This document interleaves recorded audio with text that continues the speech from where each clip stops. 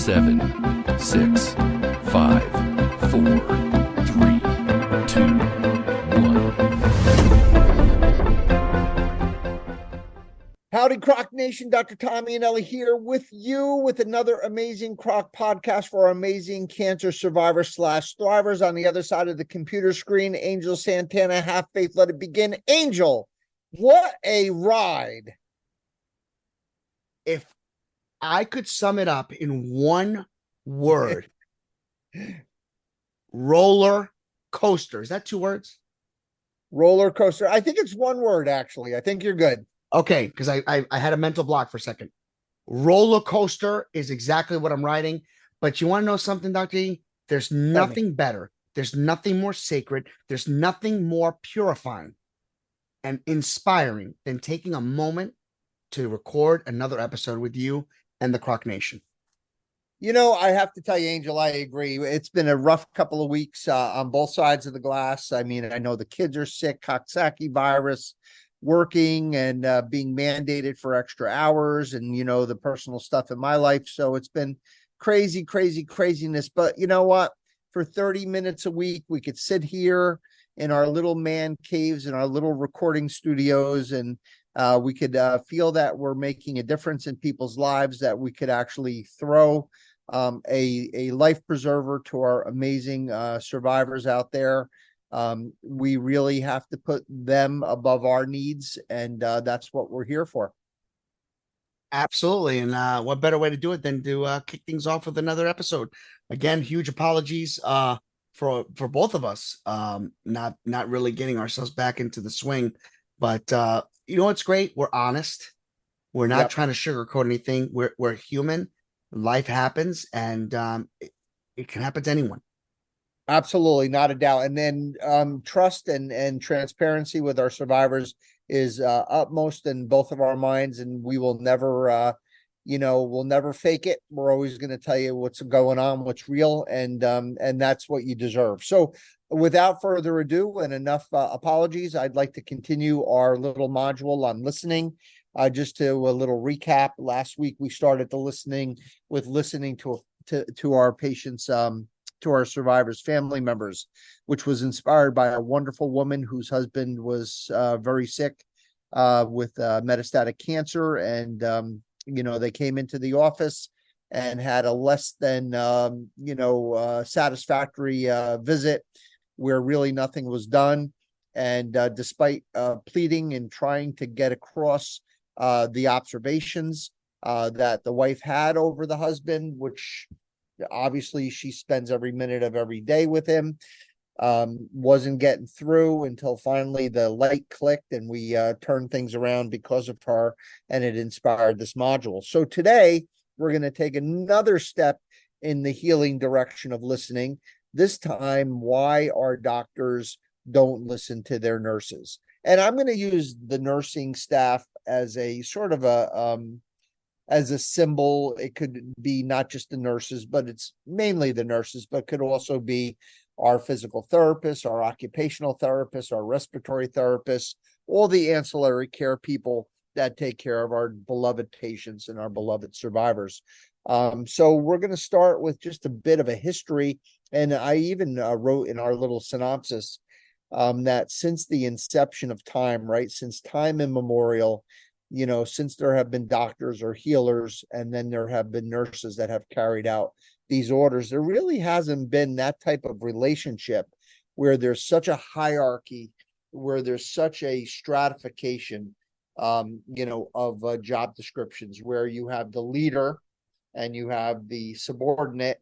And I think the only example I could think of, or that I saw in my research this week, was in the military, where you have the generals and the admirals, and you have all the higher echelon, colonels or whatever, that are sitting in a room with all of these maps and all of these sort of recreations in front of them. And then out in the field, there are the soldiers, the frontline, fighters, the soldiers that are getting killed and taking the bullets and putting themselves in harm's way. And I thought that was a really great metaphor for what's going on with the doctors and the nurses, and how the doctors are the ones barking out the orders and basically this has been the way it's been forever. And I can only speak for the medical system since 1982, but being in the field so long, you hear the stories of the old days, and some people will call them the good old days, but they're probably more the bad old days. Because I've been there, Angel. I've heard the yelling. I've heard the doctors yelling at the nurses, and I've heard the doctors berating the nurses, and I've seen the public humiliations. I've seen the inappropriate behaviors. I've seen the chauvinistic rants. I've seen the bullying. I've seen the sexual harassment, and I've even seen violence. I've even seen doctors throwing their shoes across a room, and I just can't even tell you how embarrassed I am, by all those bad behaviors. And I want to start the podcast with a personal story. And Angel, I've told the story on the podcast before, but I'm going to tell it again because it kind of falls into line with our listening protocol. Absolutely. Or I'm sorry, our listening module. So it was definitely in the first month of my internship. So I was in the East Orange VA, and I want to even say it might have been my second night on call, but it was certainly very early in my training. And in the VA, sadly, our beautiful veterans who we owe so much to, unfortunately suffer a lot of post-traumatic stress. And what comes along with post-traumatic stress from being in war, being in battle, is addiction. And in most VAs, there's a very, very big addiction unit, or what we used to call the detox unit. And the night that I was on call, we were covering the detox unit, and there was this little battle axe of a nurse. Her name was DeFranzo, and I could use her name because she is clearly not with us anymore. God bless you, DeFranzo, because you taught me so much.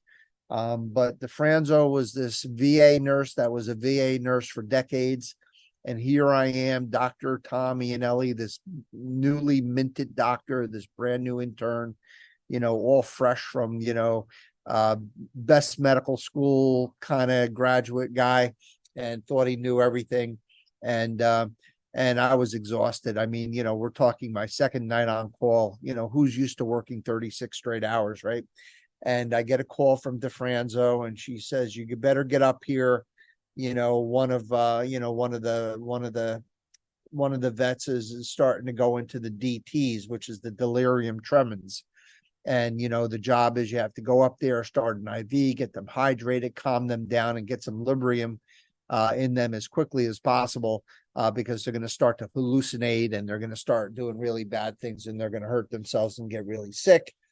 And I was so tired, and I said, DeFranzo, what is he doing? And she told me he was starting to jump up and down on the bed and do all sorts of crazy stuff. So I said, you put that guy on the phone right now. And she says, all right. And I started yelling at the guy and said, listen to me, you get in bed and you go to sleep right now. And, DeFranzo started laughing because she knew, like, the value of me, even saying that is going to be such a joke.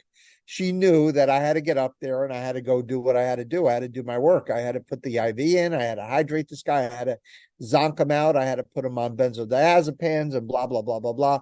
To make a long story short, thank God nothing bad happened.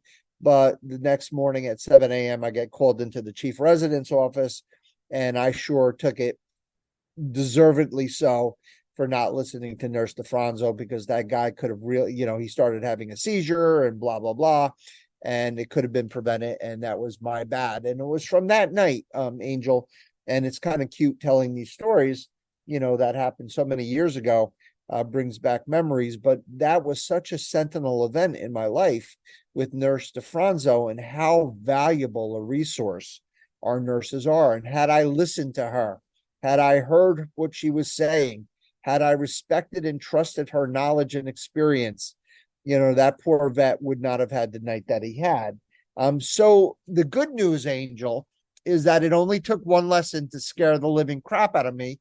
And it only took that one lesson for me to really appreciate the resource of what a nurse is and how important they are to us. So starting from the next first of the month, every nursing station got a dozen Dunkin' Donuts from me before we started.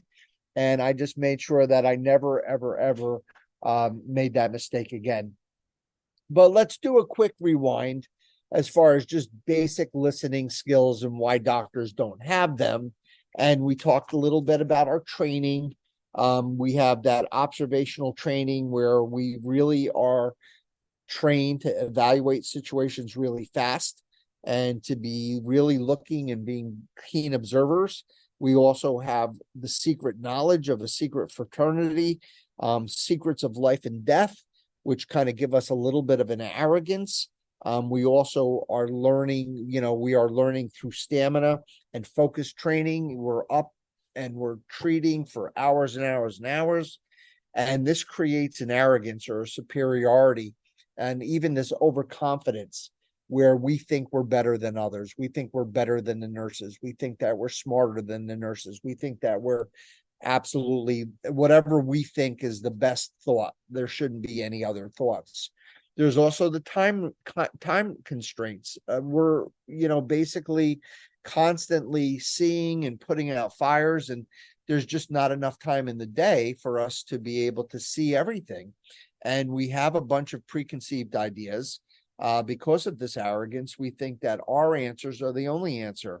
And we get in this bad habit that leads into, shutting off potentially valuable insights and possibilities from other observers, such as our family members or our nursing staff. And we think like we're a Polaroid camera, just little small snapshots of where the patient is at that particular moment that we see them. And what we don't realize is that we're only there for a few minutes. And guess what? Our nurses are there all day, every day, 24/7. And we basically don't appreciate that. And we really need to do that. So there is that to think about. We also have to talk about what our modern nurses are, and I'm never going to put down the old school nurses with those paper hats and the whole thing. And, but I have to say the modern nurses they're badass superheroes. They really are. They're smart. They're savvy. Their training, their training is tough. I think it's as hard as medical school. They really have to really put in the time, and they have to do their clinicals. And many times, individuals in nursing school, I was going to say women in nursing school, right? That shows you how old school I am. But, I was going to say something. God bless us. No, now we're having really great representation from all genders, which is fantastic. But my point is that these guys are busting their ass. They're working hard. They're really, a lot of it is expected of them. They're not just like there to serve the doctors. They're there to serve the patient. They're there to serve the survivor. And we need to kind of pay attention to that. And, again, who's more tuned into a patient than a nurse? I can tell you nobody. The nurses are way more tuned in. They're spending the amount of time, the imbalance with the amount of time a nurse spends with your patient and how much a doctor spends with that patient is enormous. And they know all the nuances of the cases.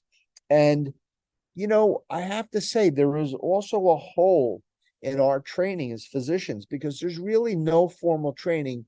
Maybe now a little bit, in the new age doctor, but there's really has been up to this point no formal training on team leadership and listening skills, which is this module is based on our lack of listening.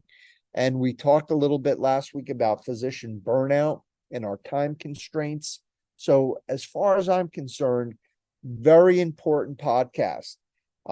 If you learn the value of your nurses, if you learn the value of their insights, if you take the time to listen to your nurses and to ask questions, if you are able to not only show respect to your nurses, but even go one step further and show reverence to your nurses, guess what will happen, Angel? You will not only get respect, but you will earn and get respect. Even, you know what? That's true. But even something more important than that. All right. Tell me. Patient outcomes soar through the roof. Mortalities go down. Safety goes up. Outcomes explode.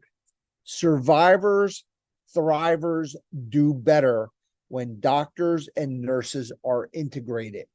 It's been proven in peer-reviewed journals.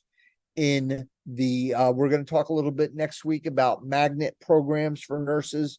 We're going to talk a little bit about how these outcomes are improved with better communication with doctors and nurses from the Harvard Business Review, from JAMA, from the great journals. We're not going to get into too much academic stuff, but we will prove to you that listening to nurses is the most paramount and most important thing as a resource for a physician. Angel Santana, your thoughts?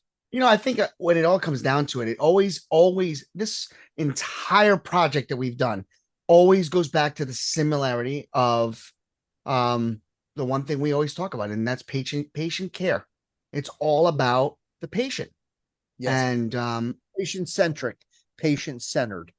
You got it. And we have to remember that at one point in our life or in a lifetime, we will become some type of a patient. So it's learning your patience and learning to be patient with your patients. Angel Santana, thank you very much for your comments as always. Angel, I am so grateful to you. And I just wanted to tell the survivors that, Angel has his own podcast, a spiritual podcast called Have Faith, Let It Begin. I've been listening to it. I try to binge listen every week. I try to catch up on each of the 5 sessions that I miss because I'm so busy. And I have to tell you, Angel, you are teaching me how to listen. When you talk, I really try to let you talk. I try to let you get out the wisdom that you inspire all of our survivors with. So thank you for everything you do for us, especially on this module on listening. Rod Freeman, where you been, man? We need to go out and dine. We need to go out and talk. We need to go out and strategize how we can make this podcast even better and reach more people. Board of directors, we are due for our Christmas dinner soon. Angel helped me put that together so we could again get everyone's input. And such a resource. Talk about listening to our board. Such accomplished people, such wonderful people, such caring people, such smart people, giving up their time for our cancer survivors / thrivers. Michael John Benzea, Charlotte Larson, for believing in us and for all your support. And of course, this is all about you guys. It's about our cancer survivor thrivers. As Angel said so beautifully, it's all about you. It's all about your care, your patient care. It's about your journey through your survivorship. It's about your diagnosis. It's about your treatment. It's about your post-treatment. It's about your long-term outcomes. It's about your survival. It's about your side effects. It's all about you guys. And it all starts with listening to you as a patient, which will be an upcoming episode, listening to your family members, listening to the medical staff taking care of you, and being the best doctors and nurses that we can be. I want to make sure that you guys know how worthy you are, how wonderful you are, how talented you are, how smart you are, how brave you are, how courageous you are, how incredibly strong you are. And as I said, I'm going to say it twice, how worthy you are of a good life for you guys to live your best life. So on behalf of Angel and the entire board of directors, we end this podcast as we end each podcast, wishing you all a long, healthy, happy, and cancer-free life. God bless you. God be with you. Peace.